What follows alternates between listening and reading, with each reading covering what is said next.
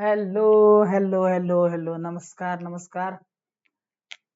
Welcome back to the channel the biology गुरु.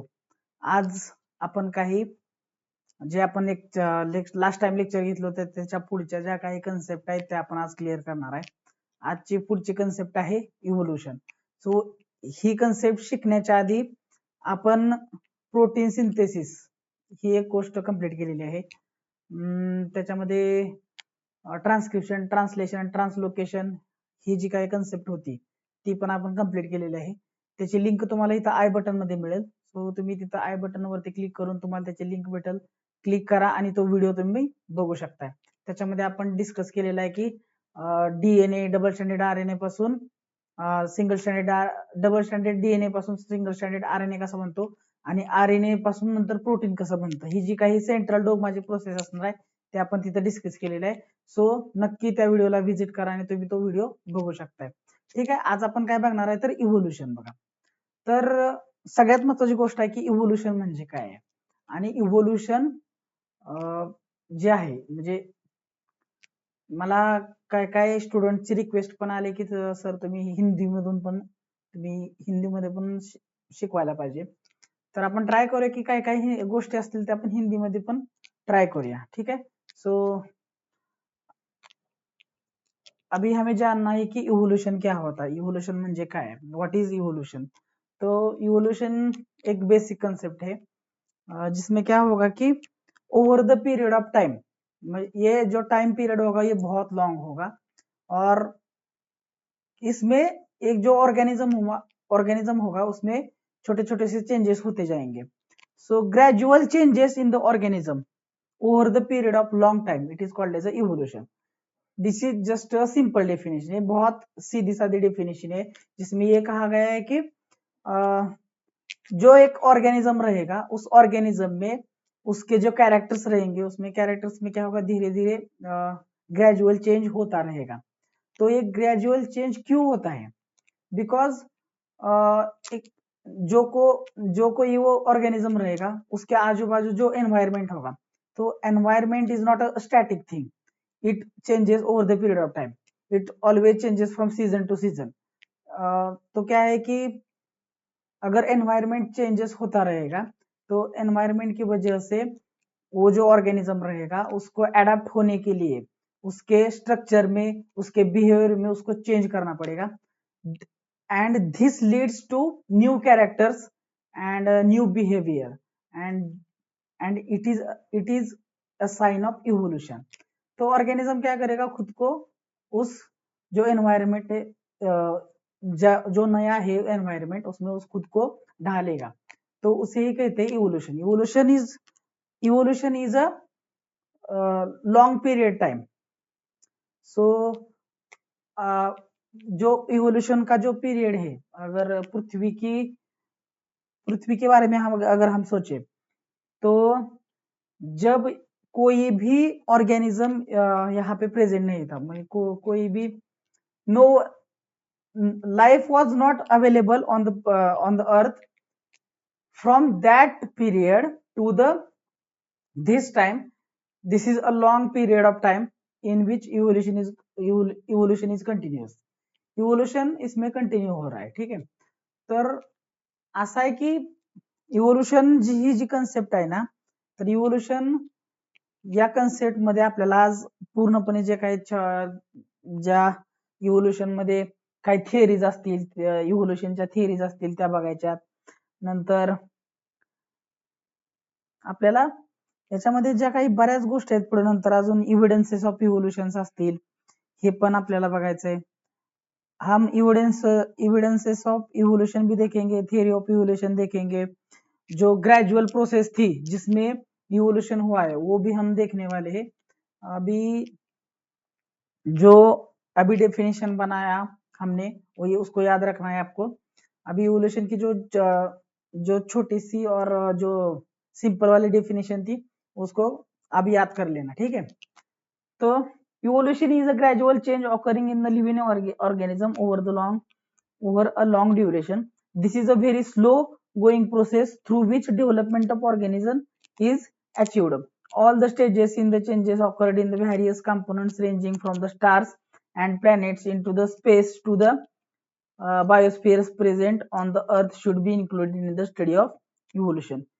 अभी अभी हमने बताया कि इवोल्यूशन ये ऐसी प्रोसेस है जिसमें ऑर्गेनिज्म में ग्रेजुअल चेंज होते रहेंगे। अगर उसमें ग्रेजुअल चेंज होते रहेंगे तो उसमें एक्यूमुलेट होते जाएंगे और एक दिन ऐसा आ जाएगा कि वो जो पुराने वाली स्पीसीज थी उससे अलग स्पीसीज बन जाएगी।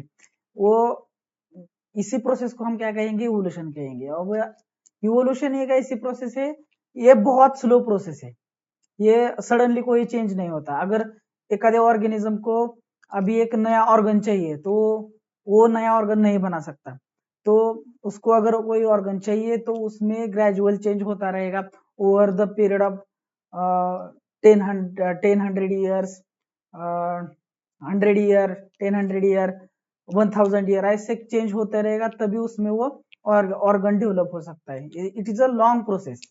और ये जो इवोल्यूशन का जो पीरियड है, यहाँ पे स्टार्स वगैरह जो स्काई में थे, कोई भी लाइफ का नामो निशान नहीं था, तभी से लेकर अभी तक बायोस्फीयर जो पृथ्वी के अराउंड जो बायोस्फीयर है, तभी तक का जो टाइम है, वो जो अगर हम चाहते हैं कि इवोल्यूशन का स्टडी करना है तो हमें फ्रॉम 3.5 बिलियन ईयर्स एगो से अब तक जो टाइम है उसमें सब जो टाइम पीरियड है उसको इन्वॉल्व करना पड़ेगा।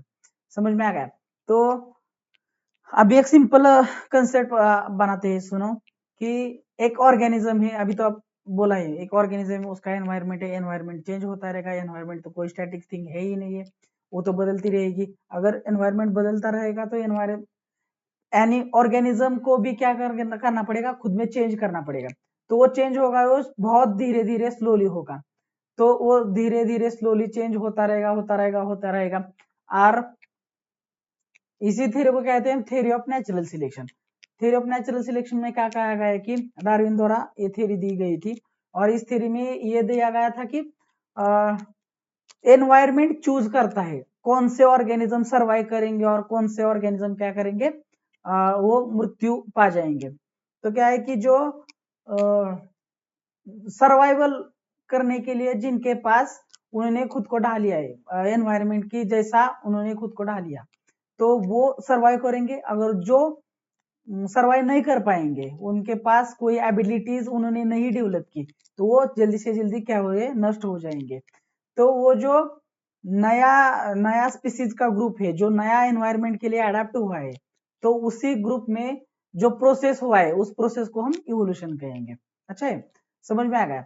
तो अभी थोड़ा थोड़ा आप ये प्रोसेस है ना उसको ध्यान में रखना। अभी क्या है कि आगे थोड़ा जो कुछ बात है हम पढ़ेंगे।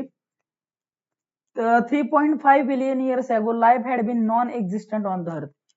3.5 बिलियन ईयर्स एगो अर्थ पे कोई भी लाइफ का नामो निशान नहीं था। At the beginning there may have been only simple elements. तो क्या था कि जब पृथ्वी का जन्म हुआ, मतलब जो एक बड़ा कुलिजन हुआ था, उस कुलिजन के बाद पृथ्वी जो वो थी पूरा गैस थी, वो धीरे धीरे ठंडा हो रहा था। तो धीरे धीरे ठंडा होता गया तो वो जो है सॉलिड रूप में आता गया। तो तभी कोई भी लाइफ वहां पे एग्जिस्ट नहीं करती थी। तो अभी क्या उस टाइम पे क्या था कि पहले कुछ एलिमेंट्स बने, जो वो एनवायरमेंट था, उस एनवायरमेंट में सिंपल कुछ एलिमेंट्स थे, वो एलिमेंट्स पहले बने। तो हमको पता है कि एलिमेंट्स जब एकत्र आता है, म्हणजे पास में आते हैं, तो elements comes together to join a compounds. So simple inorganic और ऑर्गेनिक, सेंद्रीय और असेंद्रीय कंपाउंड्स बने। तो ये कंपाउंड्स बनने के बाद इनऑर्गेनिक और ऑर्गेनिक कंपाउंड का कुछ ऐसा क्या बोलते हैं उसको, एक राउंड बना, वो छोटा छोटा ये जो इनऑर्गेनिक और ऑर्गेनिक कंपाउंड्स थे वो पास में आ गए। तो उन्होंने क्या किया, साथ में काम करना शुरू किया। तो complex compound like nucleic acid वो बनते गए बाद में। तो समझ में आ गया, पहले एलिमेंट्स आए, एलिमेंट्स के बाद में छोटे छोटे कंपाउंड्स आ गए, कंपाउंड्स पास में आ गए तो उन्होंने कॉम्प्लेक्स कंपाउंड्स बनाना शुरू कर दिया, लाइक प्रोटीन, न्यूक्लिक एसिड, वो उन्होंने बनाना शुरू कर दिया। तो उसके बाद क्या हुआ कि उसके बाद क्या हुआ कि वो जो छोटे छोटे कॉम्प्लेक्स कंपाउंड्स साथ में काम करने लगे। तो साथ में काम करने के लिए number of those cells may have increased at the cost of the surrounding chemical. उनकी साइज भी बढ़ने लगी, because they were working together. Okay, there may have been some differences among those cells. अभी यहाँ पे भी एक एनवायरमेंट का जो रोल है वो प्ले होगा, वो उसे क्या कहते हैं, नेचुरल सिलेक्शन। सो यहाँ पे नेचुरल सिलेक्शन में क्या हुआ, जो सेल्स मतलब प्रिमिटिव सेल्स बने थे। प्रिमिटिव सेल्स कैसे बने थे, पहले एलिमेंट्स, कंपाउंड्स और छोटे छोटे कंपाउंड्स वो पास में आके कॉम्प्लेक्स कंपाउंड्स बनाने लगे, और वो कॉम्प्लेक्स कंपाउंड के आजू बाजू है थोड़ा सा मटेरियल जमा करके लिखने लगे, तो वो उसे प्रिमिटिव सेल्स कहेंगे। और वो प्रिमिटिव सेल्स जब जो जो एनवायरमेंट में प्रिमिटिव सेल्स थे वहां पे भी एक इम्पोर्टेंट बात हो गई, तो उसे कहते हैं हम नेचुरल सिलेक्शन। नेचुरल सिलेक्शन तो अभी भी प्रेजेंट है, नेचुरल सिलेक्शन है वो तो वहां पे भी प्रेजेंट था, वो जो पुराना एनवायरमेंट था वहां पे भी प्रेजेंट था। तो नेचुरल सिलेक्शन में क्या हुआ कि जो सेल्स जो अडेप्ट किया था एनवायरमेंट के लिए वो सर्वाइव हो गया, और जो नहीं था अडेप्टेबल, जिनके पास अच्छे वाले कंपाउंड्स नहीं थे, वो क्या हो गया, वो डाई हो गया, वो उनका उनका खात्मा हो गया। तो अभी क्या होंगे, जो अच्छे वाले थे जिन्होंने एडेप्टिबिलिटी अचीव की थी वो सर्वाइव कर गए। तो इसी चेंज को हम क्या कहेंगे, evolution. Evolution first, it was the first step of evolution. Okay, at present crores of species of plant and animals with the huge diversity and complexity are present on the earth। अभी पृथ्वी पर हम अगर देखेंगे तो plants की और animals की बहुत सारी स्पीसीज अवेलेबल है, और जो भी कोई स्पीसीज है वो यूनिसेल्युलर टू मल्टीसेल्युलर है। आप जहां पे भी जाएंगे, एयर में जाएंगे, जमीन में जाएंगे, पानी में जाएंगे, सभी तरफ अभी ऑर्गेनिजम्स मिलते हैं। वो यूनिसेल्युलर लाइक यूनिसेल्युलर अगर अमीबा, पैरामीशियम से हम मल्टीसेल्युलर वेल तक के एनिमल जो देखते हैं, वो ऐसी कॉम्प्लेक्सिटी अभी डेवलप हो गई है। तो इतना सारा diversity, it is because of evolution. अगर इवोल्यूशन जैसा प्रोसेस नहीं होता तो इतनी सारी डाइवर्सिटी हमको देखने को नहीं मिलती। तो ये जो प्रोसेस है इवोल्यूशन का, ये बहुत सारा इंपॉर्टेंट प्रोसेस है। अभी उसमें देखिए अब आगे क्या होता है। Animal diversity ranges from unicellular amoeba to paramecium to man and giant whale. Animal diversity में अगर हम देखेंगे तो अभी बोला मैंने कि यूनिसेल्युलर पैरामीशियम से अमीबा, पैरामीशियम से मल्टीसेल्युलर लाइक मैन, और मल्टीसेल्युलर व्हेल तक के एनिमल्स अभी इवोल्यूशन की वजह से प्रेजेंट है।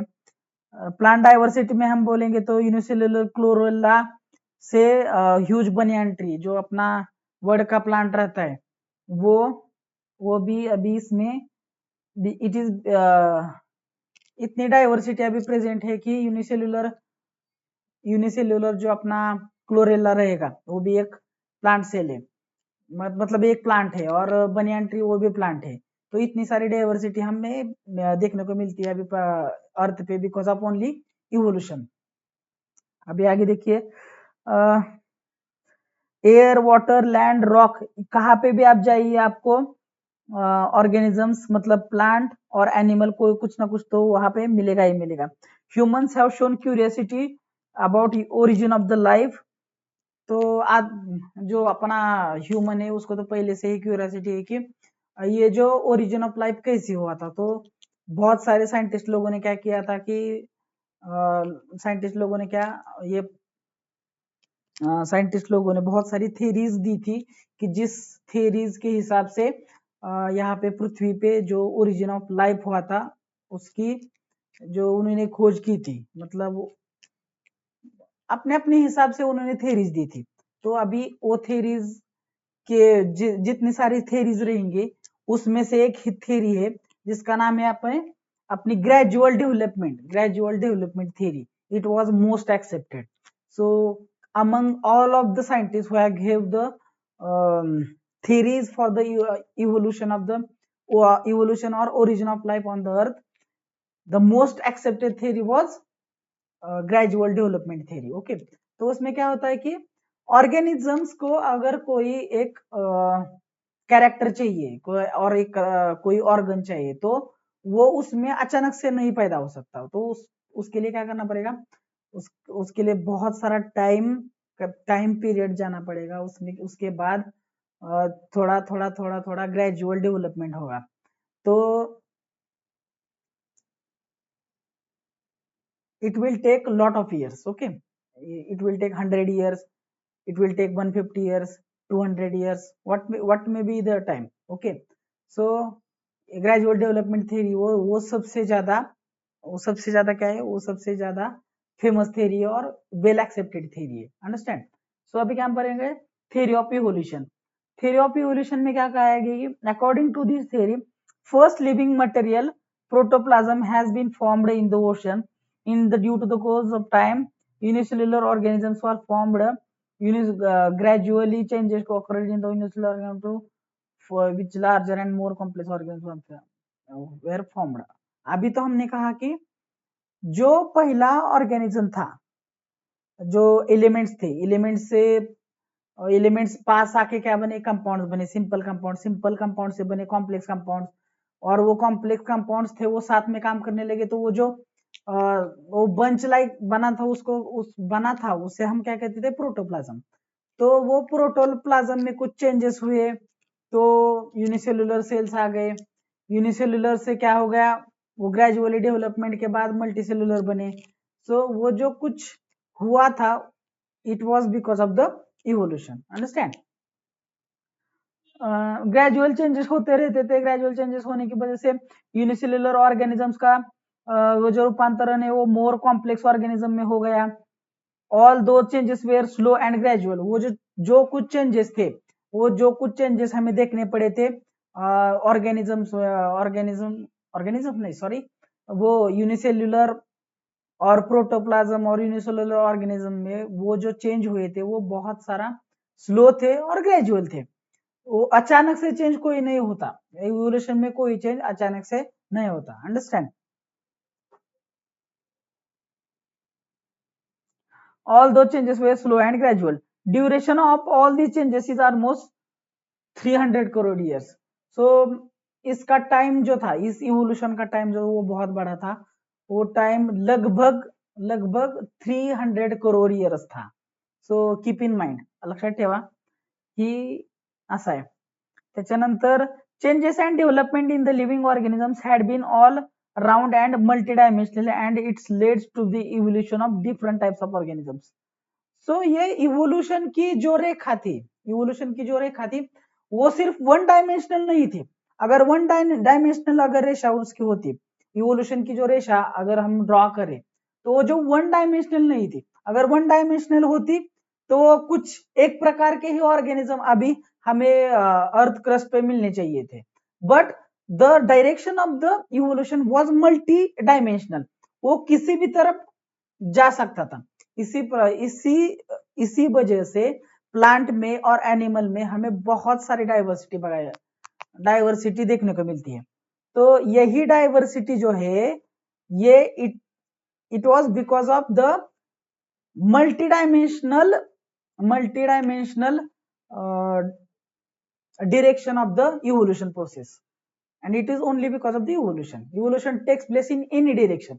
वो आगे भी जा सकता है, वो पीछे भी जा सकता है, वो किसी भी दिशा में जा सकता है. इवोल्यूशन का कोई डायमेंशन नहीं होता. सो it is multi dimensional. Okay, और वो जो चेंजेस थे वो जो स्लो थे और ग्रेजुअल थे. अंडरस्टैंड. तो अभी देखिए बाद में, hence this oral process is called as evolution, which is organizational progressive development of plants and animals from the ancestors having different structural and functional organization. It is called as evolution. अभी क्या कहेंगे कि ये जो process है, ये process कैसी है, progressive development of progressive development of plants and animals. So ये प्लांट्स और एनिमल्स जो कुछ रहेंगे हमारे, उनकी डेवलपमेंट कैसे हो रही है? वो प्रोग्रेसिव, धीरे धीरे वो चेंज हो रहे हैं, धीरे धीरे वो एनवायरमेंट के हिसाब से वो धीरे धीरे चेंज हो रहे हैं। एनवायरमेंट को जो चेंज चाहिए वो चेंज खुद में ला रहे हैं, अगर वो चेंज ला रहे हैं तो वो धीरे धीरे ला रहे हैं, वो अचानक से चेंज उनमें नहीं आ सकता। तो क्या कर रहे हैं कि खुद में चेंज ला रहे हैं। तो वो जो उनके एंसेस्टर रहेंगे, अगर एक 100 पीपल्स का ग्रुप है, 100 पीपल्स में जो 90 पीपल्स है, वो 90 पीपल्स क्या कर रहे हैं? खुद में चेंजेस नहीं ला रही है, उनका एनवायरमेंट चेंज नहीं हुआ। अगर 10 पीपल्स है, उनका वो 10 जो आदमी है उनका एनवायरमेंट अलग है, वो 90 लोगों के 90 जो पीपल्स है उनके वो जहाँ रहते हैं वो वहां नहीं रहते, अगर वो कुछ थोड़ा सा साइड में होकर रह रहे हैं तो उनको एनवायरमेंट जो मिलने वाला है वो अलग होगा। इनके 90 वाले 90 जो पीपल्स है उनके हिसाब से उनका एनवायरमेंट अलग होगा। तो एनवायरमेंट अलग होगा तो उनका रिक्वायरमेंट में क्या होगा? अलग होगा। सो एनवायरमेंट अलग होगा तो उनमें जो ग्रेजुअल चेंजेस आ रहे हैं, कैरेक्टर चेंज हो रहा है, वो भी डिफरेंट होगा। तो कुछ साल बाद, मतलब 200 साल, 300 साल, 1000 साल के बाद क्या होगा? ये दोनों स्पीसीज अलग अलग हो जाएगी। तो वो जो अलग स्पीसीज नहीं तैयार हुई उसको क्या कहेंगे? उसको अलग ही कुछ कहेंगे। तो ये जो ग्रेजुअल डेवलपमेंट है स्पीसीज स्पीसीज में, वहां पे वो 10 आदमी जो है वो अलग बैठे हुए हैं, वो अलग रह रहे हैं, उनमें कुछ अलग स्पीसीज बन जाएगी। और वो जो 90 है वो उनका भी ग्रुप डेवलप है कि कुछ अलग ही कैरेक्टर्स डेवलप करेगा। तो दोनों क्या करेंगे? अभी आपस में एक स्पीसीज नहीं कह सकते उनको। तो इस जो ग्रेजुअल डेवलपमेंट को हम क्या कहेंगे? इवोल्यूशन कहते हैं। जो progressive development of plants and animals from the ancestor having different, उनमें क्या होंगे?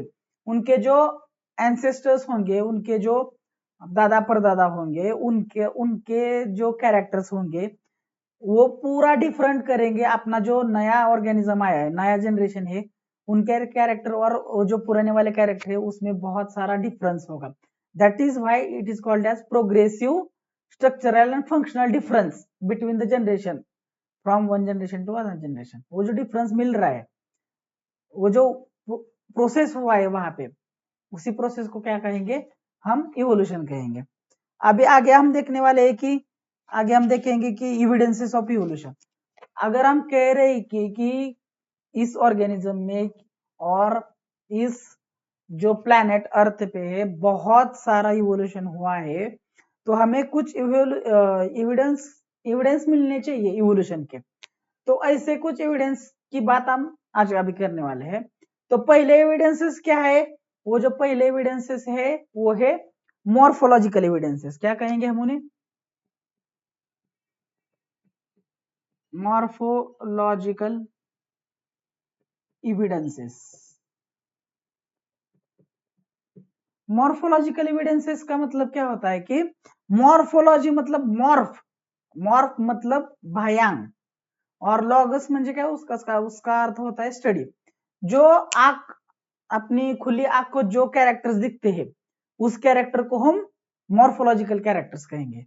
जैसे कि बाल का कलर, नंतर वो जो आंखों का कलर, नाक कैसी है, हाथ कैसा है, वो वैसा स्किन कलर, ये सभी किस में आएंगे? मॉर्फोलॉजिकल कैरेक्टर में आते हैं। नाक, कान, वैसा वाला, ठीक है। Position of ears. तो various similarities like structure of mouth, बहुत यहाँ पे हम एग्जांपल ले सकते हैं। एक डॉग का एग्जांपल लेंगे, एक शिप का एग्जांपल लेंगे और एक उल्फ का एग्जांपल लेंगे। तो जो ये तीनों ऑर्गेनिज्म है उसमें क्या है? हमें सिमिलैरिटी देखने को मिलती है। तीनों ऑर्गेनिज्म हो अलग अलग ग्रुप के हैं, बट एनिमल्स ही है, बट अलग अलग ग्रुप के हैं। तो उनमें आईज की पोजीशन देखो, ईयर्स की पोजीशन, नॉस्ट्रिल्स मतलब ना यहाँ पे नॉस्ट्रिल्स होता है जो कैट जैसा होता है, उसकी पोजीशन देखो। वो उसमें क्या है? हमें सिमिलैरिटी देखने को मिलती है। इसी सिमिलैरिटी की वजह से हम कह सकते हैं कि इनके जो एंसेस्टर रहेंगे वो सिमिलर हो सकते हैं। This is the difference, this is the evidence of evolution. Plants में भी अगर हम देखेंगे, वो जो लीफ होता है, लीफ की पोजीशन देखिए, लीफ का स्ट्रक्चर देखिए, लीफ का जो पेटियोल है वो देखिए। सो ये जो लीफ के स्ट्रक्चर है उसी वो सिमिलर दिखते हैं हमें। That is why we can say that all the plants are belong are developed from same ancestor. हम कह सकते हैं कि हमें क्या है कि जो अगला जनरेशन रहेगा उसमें कुछ कैरेक्टर क्या मिलेंगे, पिछले वाले जनरेशन के मिलेंगे, पिछले वाले जनरेशन के मिलेंगे, उसके पिछले वाले जनरेशन के मिलेंगे। तो हम ऐसे करते ये कह सकते हैं कि ये जो प्लांट्स है और एनिमल्स है इनके एंसेस्टर क्या हो सकते हैं, सेम हो सकते हैं। सो प्लांट्स का अलग रहेगा, एनिमल्स का अलग रहेगा, अंडरस्टैंड। तो it proves that their origin must be same and must have common ancestor. आगे देखिए एनाटॉमिकल एविडेंसेस। एनाटॉमिकल एविडेंसेस में क्या आएगा, human hand, okay, human hand, fore leg of ox, patagium of bat, flipper of whale. ये तो बहुत diverse type के organisms हैं। आप एक देखिए, एक है व्हेल, व्हेल उसका जो फ्लिप रहेगा उसका उसका एनाटॉमिकल स्ट्रक्चर, ह्यूमन हैंड का उसका एनिमल स्ट्रक्चर, ऑक्स मतलब हमारा जो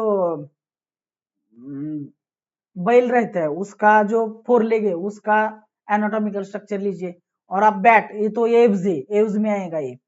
तो इसका जो बैट का जो क्या बोलते हैं उसको, बैट का जो पंख, हाँ, उसका जो एक्चुअली वो it is called as a patagium, patagium of bat.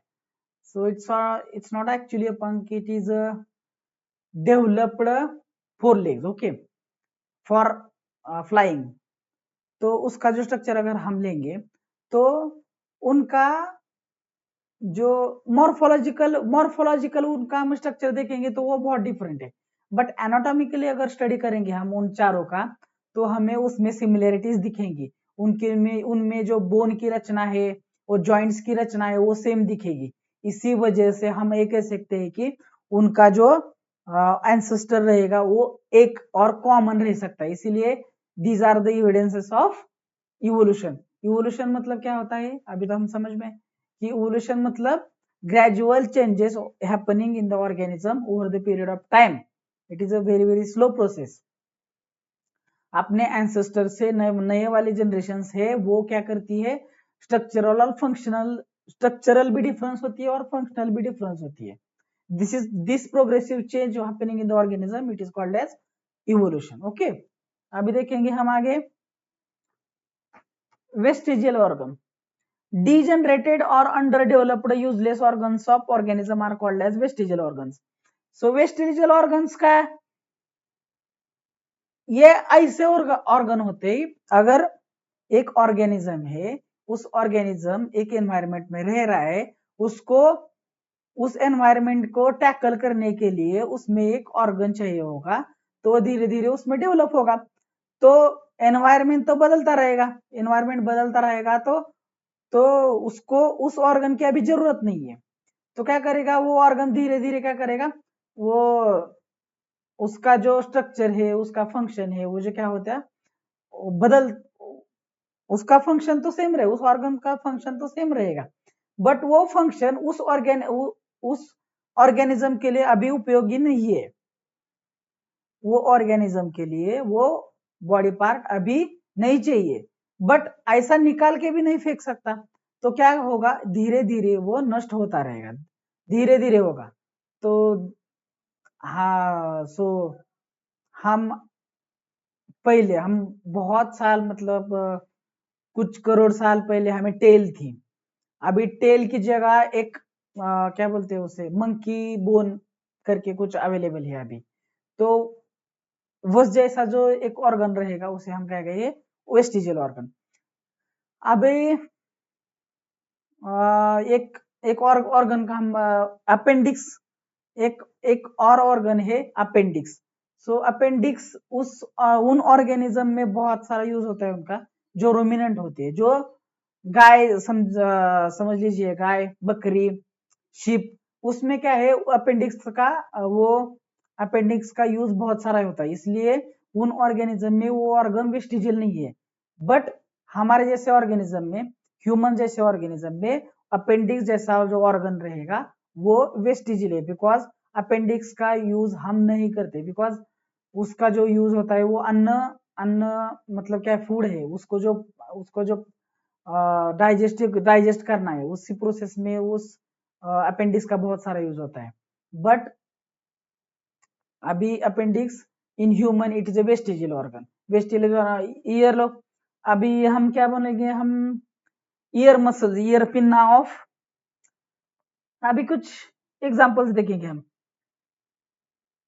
It takes thousands of years of structure to disappear. Such organs are seen in different phases of different disappearance.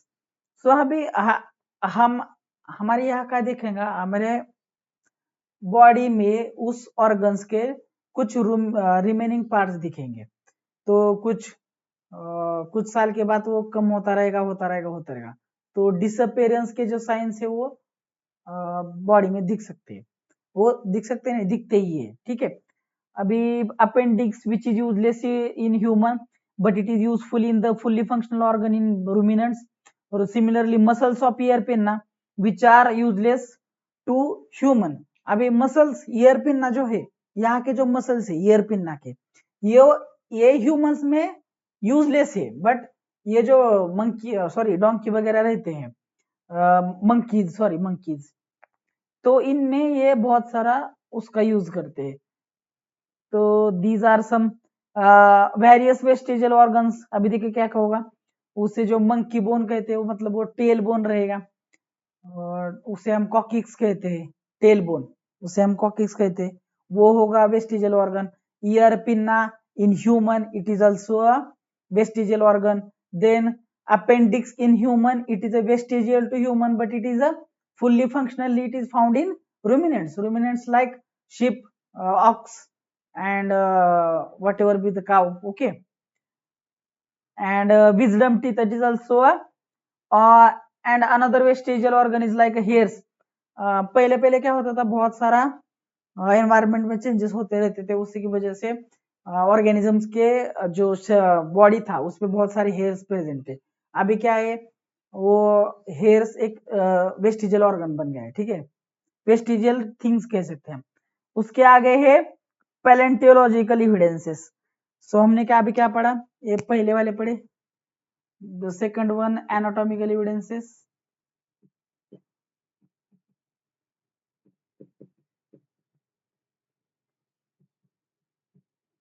third one was vestigial organ,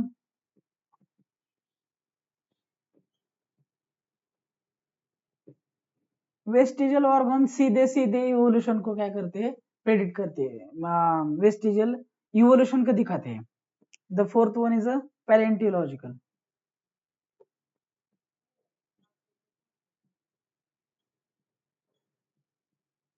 evidences, okay. So a question may arise from your mind, which organism existed millions of years ago, how can we tell this? Now this secret has been hidden in the earth. Large number of organisms get buried due to the disasters like flood, पूर आएगा, earthquake आएगा, volcano होगा, उनकी वजह से क्या होंगे, बड़े बड़े ऑर्गेनिज्म क्या होंगे, अर्थ के नीचे बरीड हो जाएंगे। अगर बरीड हो गए तो this is called as fossil, those are called as remaining parts of living organisms, dead and remaining parts of living organisms at that time, they are called as they get buried into the soil, into the earth crust, and now we call them as a fossils. And because the study of fossil, it is an important aspect of study of evolution. So अभी हमें क्या पता होगा कि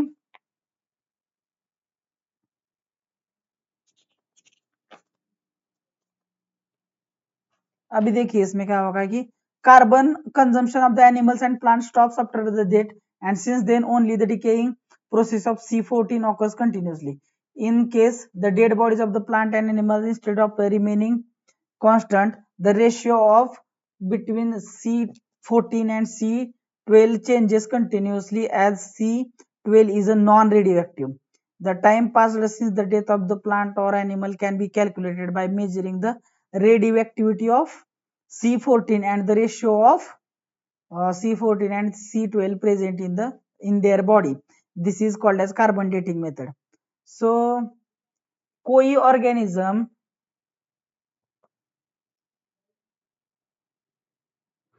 तो हमें एक simple thing पता है, अभी हम क्या पढ़ रहे हैं कि what are palaeontological evidences of evolution. So evolution में अगर कोई ऑर्गेनिज्म बहुत साल में 100 मिलियंस ऑफ ईयर्स आगे प्रेजेंट था, तो हमें कैसे पता चला कि वो उसी उसी टाइम पीरियड में प्रेजेंट था?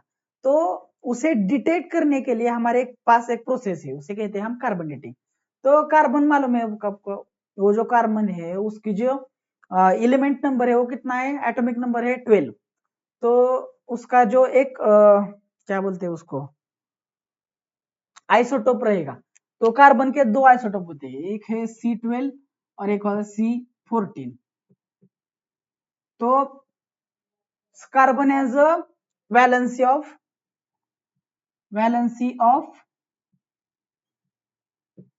4। Carbon has valency of 4, and because of having valency 4, carbon can make hundreds, lots of thousands, millions of compounds. Okay, इतने सारे कंपाउंड ये बनाता है कि हमारे शरीर में जो कोई कंपाउंड लो उसमें बहुत कम टाइम ऐसा रहेगा वो उसमें कंपाउंड नहीं, कार्बन नहीं है।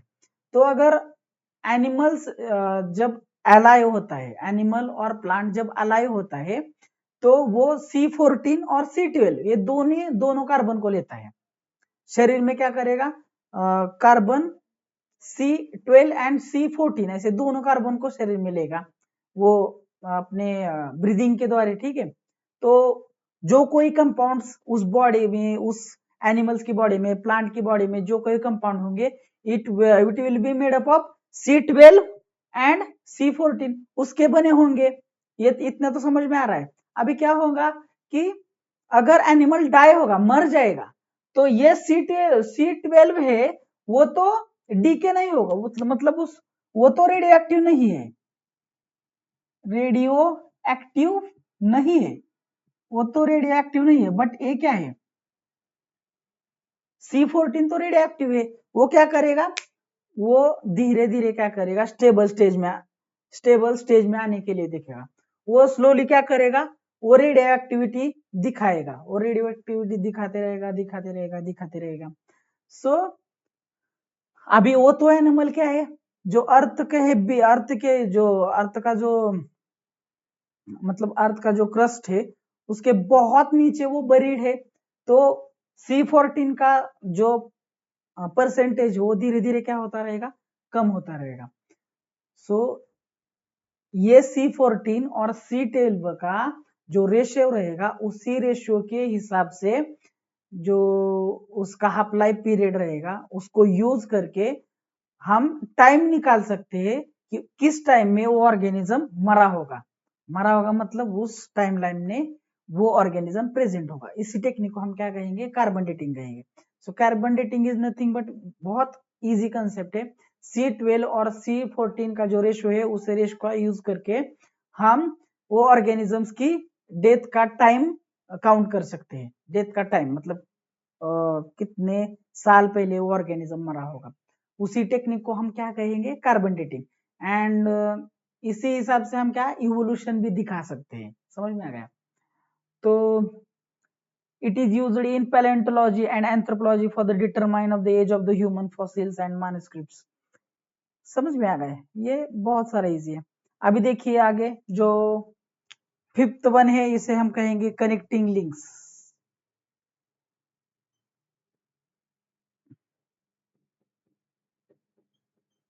कनेक्टिंग लिंक्स ये क्या होता है अभी हम पढ़ेंगे, ठीक है। Connecting links like duckbill platypus, lungfish and peripatus, ठीक है। Some plants and animals show some morphological character by which they can be related to different groups, hence they are called as connecting links। connecting links ऐसे organisms रहेंगे जो दो groups को क्या करेंगे, वो दो ग्रुप्स के कैरेक्टर्स शो कर सकते हैं। जैसे कि अभी देखिए डक बिल प्लेटिपस, उसका और एक एग्जांपल है उसका, जैसे कि उसका और एक एग्जांपल है लंग फिश, और उसका और एक एग्जांपल है पेरिपेटस। ये जो ऑर्गेनिजम्स रहेंगे, ये सभी ऑर्गेनिजम्स को हम क्या कहेंगे? कनेक्टिंग लिंक्स कहेंगे। in peripetus, characters like segmented body, thin cuticle and parapodia like organs are present. Similarly, these animals show tracheal respiration and open circulatory system similar to arthropods.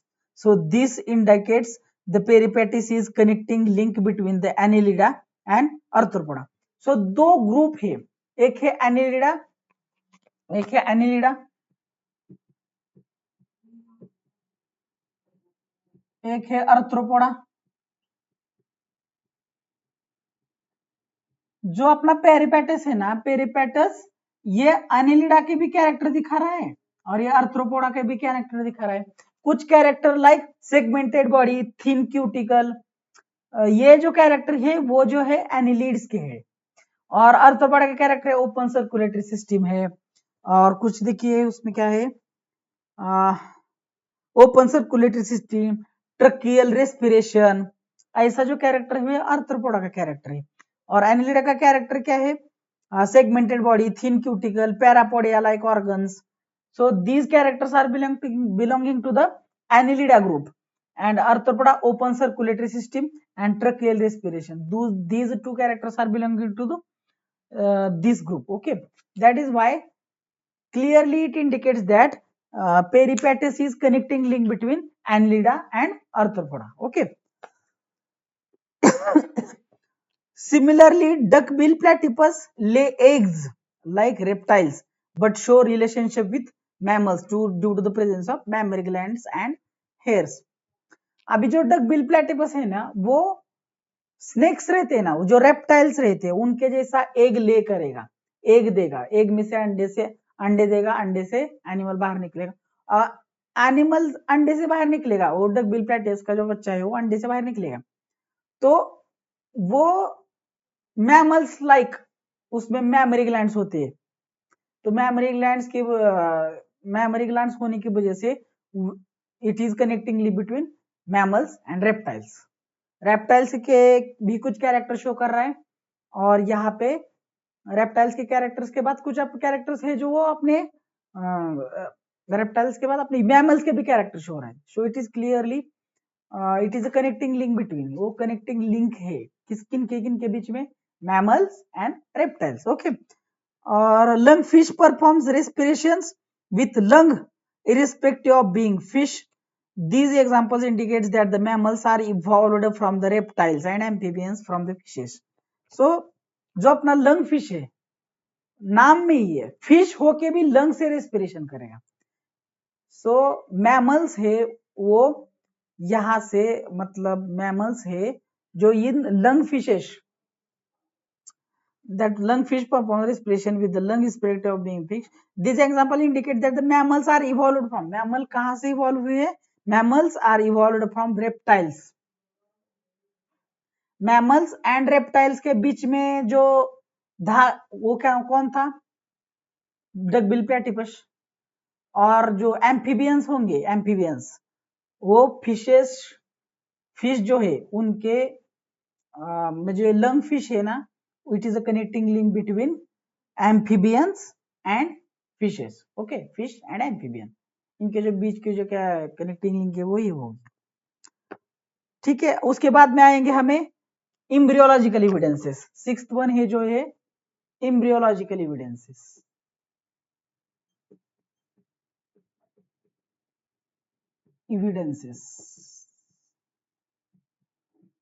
Embryological evidences में क्या देखना पड़ेगा हमें? अभी देखिए, comparative study of embryonic development stages of various vertebrates given in the picture. So अगर हम comparative study किए किसका? वेरियस वर्टिब्रेट्स, बहुत सारे वर्टिब्रेट्स को लेंगे, उनका जो इम्ब्रियोनिक स्टेज का अब स्टडी करेंगे हम, जो फर्टिलाइजेशन के बाद क्या डेवलप होता है? इम्ब्रियो डेवलप होता है। तो इम्ब्रियो की जो रचना है उसका जो हमने स्टडी किया, तो हमें ऐसा पता चला कि सभी vertebrates, different types of vertebrates के एम्ब्रियो सभी सेम दिखते हैं। अगर सबके एम्ब्रियो सेम दिख रहे हैं तो हम ये भी कह सकते हैं कि सबकी सबकी इम्ब्रियोलॉजिकल डेवलपमेंट का स्टडी करके हमें ये पता चलता है कि इन सबकी इम्ब्रियोलॉजिकल डेवलपमेंट सेम है, उनका स्ट्रक्चर सेम है, वो दिखने में भी उनके इम्ब्रियो सेम दिख रहे हैं। इसकी वजह से हम ये कह सकते हैं कि उदाहरण अभी कुछ वर्टिब्रेट्स लिए, समझा वर्टिब्रेट्स के नाम बता रहा हूँ। फिश लिया, सैलेमंडर लिया, टॉर्टोइज लिया, चिकन लिया, पिग लिया, काउ लिया, रैबिट लिया, मैन लिया। इन सबके एम्ब्रियो का स्टडी किया, तो सबका एम्ब्रियो का स्टडी करने के बाद पहले 2-3 स्टेज देखेंगे ना, वो सभी सेम ही दिखते हैं। इसी वजह से हम कंक्लूजन निकाल सकते हैं कि सभी का कुछ ना कुछ तो एंसेस्टर होगा, वो एक ही होगा। These are some evidences of evolution. So हमने आज क्या पढ़ा, इवोल्यूशन की डेफिनेशन पढ़ी। इवोल्यूशन क्या होता है, gradual change over the period of time in the organism, they show different characters from the ancestors, जो कि स्ट्रक्चर कैरेक्टर रहेंगे, बिहेवियरिस्ट कैरेक्टर रहेंगे, फंक्शनल कैरेक्टर रहेंगे, वो कुछ कैरेक्टर रहेंगे वो अलग रहेंगे एंसेस्टर से। उसी प्रोसेस को हम क्या कहें, इवोल्यूशन। इवोल्यूशन का हमने टाइम पीरियड देख लिया। इवोल्यूशन का time period 3.5 million years ago to just biosphere around the earth, इतना टाइम देख लिया। बहुत सारा इवोल्यूशन का जो हमने बातें की ली, थ्योरी ऑफ इवोल्यूशन देख लिया, और इवोल्यूशन की एविडेंसेस हमने स्टडी कर लिए। एविडेंसेस ऑफ इवोल्यूशन में हमने पहले पढ़ा मॉर्फोलॉजिकल एविडेंसेस, जो डॉग वगैरह था उसमें शिप था, उसका एग्जांपल था। नंतर हमने पढ़े anatomical evidences, whale, bat, patagium of bat, whale, human, ox, उसके जो 4 लेग रहेंगे उसका जो एनाटॉमिकल स्ट्रक्चर देखा। Vestigial organ like tail bone, coccyx उसे कहते हैं। नंतर हमने पढ़ा कि vestigial ear, pinna in monkey. Then बहुत सारी वेस्टिजियल ऑर्गन हमने पढ़े, there wisdom teeth like, okay. Then हमने पढ़ा पैलेंटोलॉजिकल एविडेंसेस, हमने पढ़ा कि कार्बन डेटिंग क्या होता है, C12 C12 का जो रेशियो होगा उसी के हिसाब से जो टाइमलाइन पता करते हैं। देन हमने पढ़ा connecting link like platypus, duckbill platypus पढ़ा। नंतर हमने क्या पढ़ा, लंग फिश पढ़ा, ठीक है। और हमने पढ़ा एम्ब्रियोलॉजिकल एविडेंसेस। सो आज यहीं पे रुकते हैं इस चैप्टर में। कुछ आपको अगर कोई दिक्कत होगी तो मुझे कमेंट बॉक्स से जरूर समझाना कि ये सर समझ में नहीं आ रहा है। और सबसे पहले बात ये कहता हूँ कि मेरा थोड़ा हिंदी बहुत अभी हिंदी थोड़ा इतना अच्छा नहीं है, अगर इसमें इम्प्रूवमेंट करूंगा, इम्प्रूव करने का प्रयत्न करूंगा, क्योंकि मैं I belong to the Maharashtra. मेरी जो यहाँ की लैंग्वेज है वो मराठी है, so I speak in Marathi, but जितना कुछ मेरे को हिंदी में अभी समझाने में आ रहा है उतना मैं समझा रहा हूँ। अगर कोई भी दिक्कत हो समझने में तो आगे आगे आगे आगे मैं इम्प्रूव करता रहूंगा। अगर कोई आपके हिसाब से सुझाव रहेंगे तो मेरे को प्लीज कमेंट बॉक्स में प्लीज मेरे को समझा देना उधर, और प्लीज हमारे चैनल को सब्सक्राइब करना, ऐसे आगे बहुत सारी वीडियोस आती रहेंगी। So thank you all of you, thank you for the listening. मिलते हैं अगले वीडियो में।